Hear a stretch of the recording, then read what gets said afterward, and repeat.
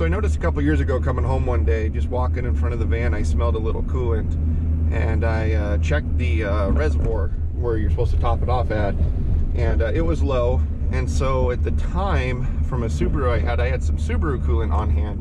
And what makes Subaru coolant, to my understanding, is with all the head gasket issues they had when they went from the 2.2 to the 2.5, they overbored it, and you know, you had all your head gaskets leaking until they redesigned it. And so they put stop leak in it. I think it was like bars or somebody. I mean, this is all kind of hard to find out. I spent a lot of time researching that. So anyway, I topped off the reservoir with that, did it a couple times, and the leak went away. And then recently I have noticed that the smell is back, and I finally found it on the van. So today we are heading out to my dad's shop. We're gonna take a look at pulling this thing out. I've seen some videos, some people pull the bumper, some people don't. It's my goal to not pull the bumper. I don't want to do that. So we'll see if that's possible. That's our goal.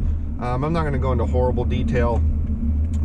There's a lot of videos that are doing this. Today's just more about having fun, getting to spend some time visiting, hanging out, and see if we get this thing fixed and back on the road in full capability. I'll tell you what I like seeing. I like seeing all this snow melt away.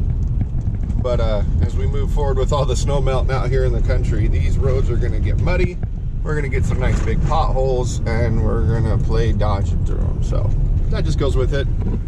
Letting the van cool off for a second, and you can see right down in there is where we're leaking. You can see the corrosion. So this is our project, what we're gonna try to do.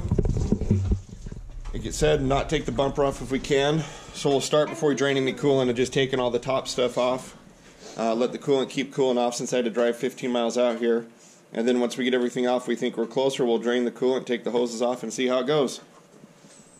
Okay, so we went with a Denso. Here's the part number. I'll put a link in the video description.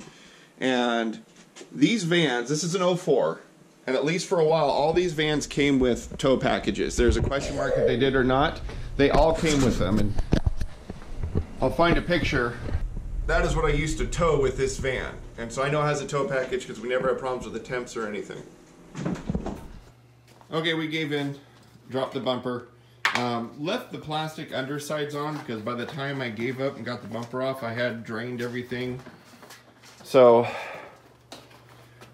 I know there's ways to do it, but what we did is we pulled the two screws on the front that was holding this in the bracket, lifted it out of the bracket so that we can take this out.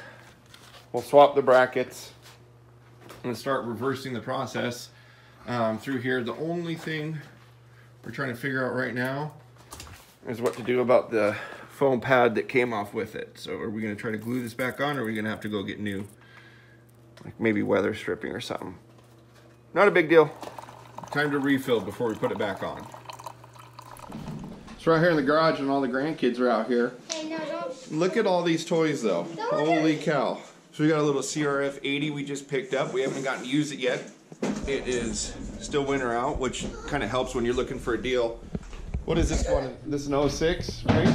Yeah. So 06. We got the carb drilled out and opened the needle so that we could adjust it. It's purring like a kitten. Got a TRX 90. At the Razor 170, we've got a video out on that. And then we've got one of the original Polaris X2s with the windshield, and this is the one where the seat folds out of the cargo. So now we're just chilling out, got a fire. There's the leak. That's where it was. Just kind of corroded its way out. I mean, could have been worse.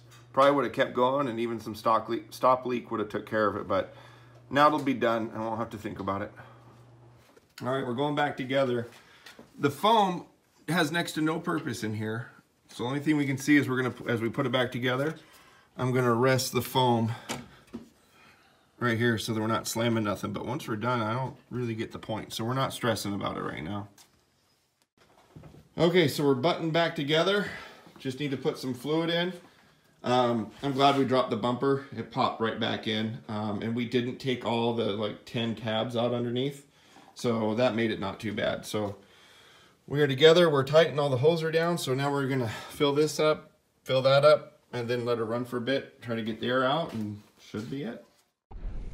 Okay, the van is done, out and parked. to head home.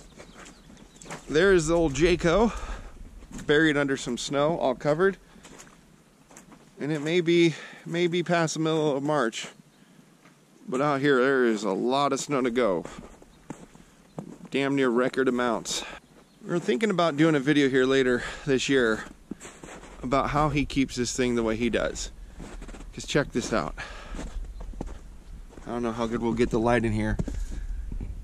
You ever seen a truck that's driven look like that? It's just crazy. And down here, and of course the white snow on white's not the best example, but it's like a mirror. So we're thinking about doing a couple part series about how he takes care of this thing. Interior's no different. Pretty pristine. I got a Tundra, and if there was a truck I'd get rid of the Tundra for, this would definitely do it. Alright, so if there's a good backdrop behind me, that's it. Thanks for stopping by today. If you liked the video, give it a thumbs up, maybe subscribe. As we start getting here to warmer weather, there's going to be a little bit of variety of everything going on, so if you want to follow, check it out. Thanks for watching.